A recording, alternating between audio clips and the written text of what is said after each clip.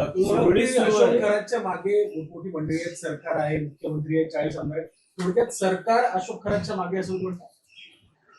सरकार जर अशोक खरातच्या मागे नसतं तर हे जे 40 आमदार, खासदार, मंत्री जे तिथे सेवा करायला जात होते त्यांची यादी सरकारने जाहीर केली असती. भोंदू बाबापेक्षा भोंदू बाबाला प्रतिष्ठा देणारे राज्यकर्ते आणि राजकारणी अधिक महत्त्वाचे असतात, अधिक गुन्हेगार असतात. लक्षात घ्या.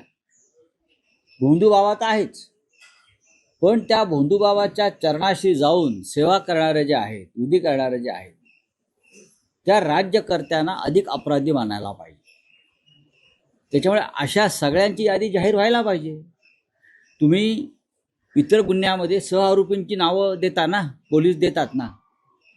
इतर लहान सहान गुन्ह्यामध्ये, मोठ्या गुन्ह्यामध्ये गुन्हेगारांना मदत करणाऱ्यांची नावं देतात, त्यांना अटक करतात, त्यांना चौकशीला बोलवता. इथे दीपक केसरकरांना बोलवलं चौकशीला, तटकरांना बोलवलं चौकशीला, रुपाली चाकणकरांना बोलवलं चौकशीला, उपमुख्यमंत्री एकनाथ शिंदेना बोलवलंय चौकशीला, राधाकृष्ण विखे पाटील यांना बोलवलं चौकशीला. विचारा तर खरंच मी तिथे का गेला होतात, तुम्ही कोणते विधी केलेत, त्यातून तुम्हाला काय फायदा झाला, तुम्ही त्यांना किती पैसे दिलेत, पैसे कुठून आणलेत. पोलिसांना जर काही प्रश्न विचारण्याला अडचण असेल तर मी त्यांना प्रश्नावली निर्माण करून देतो. पण सरकार जर पाठीशी नसेल, प्रश्न विचारला पाहिजे की अमित शहा यांच्यापर्यंत अशोक खरातना कोण घेऊन गेलं. अमित शहा यांच्यापर्यंत अशोक खरातला कोण घेऊन गेलं. चंद्रकांत दादा पाटील यांच्यापर्यंत अशोक खरात कसा पोहोचला. फोटो कोणी कोणाबरोबर काढू शकतो असं मुख्यमंत्री म्हणतात. मी मुख्यमंत्र्यांच्या मताशी पूर्ण सहमत आहे. तरीही माझा प्रश्न आहे, आपण राज्याचे मुख्यमंत्री आहात, अशोक खरात सारखा भोंदू बाबा राज्याच्या मुख्यमंत्र्यांपर्यंत कसा पोहोचला. हे देवेंद्रजींकडे कोणीतरी मध्यस्थ आहे, कोणीतरी दलाल आहे जे या सरकारमध्ये, सत्तेमध्ये या भोंदू बाबाला प्रतिष्ठा देतं. अशोक खरात मंत्रालयामध्ये कसा पोहोचतो, कसा पोहोचला. अशोक खरात अनेक मंत्र्यांच्या कामात कसा हस्तक्षेप करू शकत होता, माहिती द्या ना आम्हाला. नुसते त्याचे ते व्हिडिओ पोलीस घेऊन चाललेत आणि कायद्याचा बालेकिल्ला अमुक अमुक जिल्हा,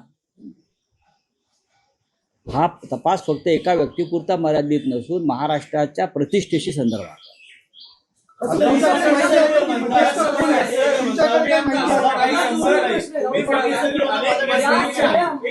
अनेक मंत्र्यांच्या कामामध्ये भोंदू खरातचा समावेश होता, सहभाग होता, तो इन्फ्लुएन्स करत होता, असं तुम्ही म्हणाला. नक्कीच मुख्यमंत्री सुद्धा त्याच पद्धतीने म्हणतात की फोटो कोणाचा असू शकतो, परंतु त्याच काळातला महाविकास आघाडीच्या सरकारच्या काळामध्ये मोठ्या प्रमाणात त्याच्या संस्थेचं काम करण्यात आलं होतं. पण त्यावेळेला कोणाचा प्रभाव होता. एक लक्षात घ्या, हा तुमचा प्रश्न अत्यंत चुकीचा आहे. हा तुमचा प्रश्न चुकीचा आहे. गुन्हा घडलाय त्या काळापासून मी हा विचार आपण केला पाहिजे.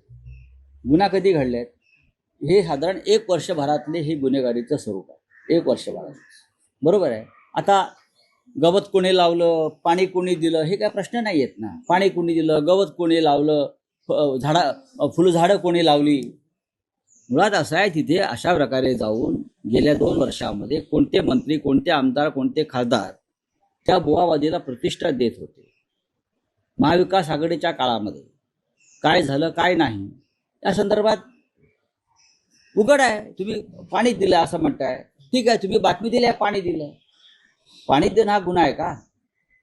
एखाद्या संस्थेला अनेक त्यावेळेला रजिस्टर असलेल्या अनेक संस्थांना आताही पाणी दिलंय, पूर्वी पाणी दिलं असेल, पण विषय तो नाही आहे. तुम्ही विषयांतर करू नका.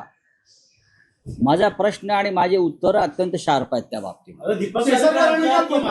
माझं म्हणणं आहे की तुम्ही आत्ता सत्ताधारी जे मंत्री आहेत, ज्यांच्यामुळे हे सगळं, ज्यांच्या काळात हे सगळं शोषणाचं कांड झालं महिलांच्या, ज्यांच्या काळात गुन्हा महत्वाचा कोणता आहे, महिलांचं शोषण हा सगळ्यात गंभीर गुन्हा आहे. आणि तुम्ही पाण्यावरती जाताय. महिलांचं शोषण, महिलांना ब्लॅकमेलिंग, महिलांना धमक्या हा पहिला क्रमांकाचा गुन्हा आहे. त्यानंतर हे गुन्हे दडपण्यासाठी सरकारने केलेले प्रयत्न, सरकारमधल्या लोकांनी, हा काही पेशा भयंकर गुन्हा आहे.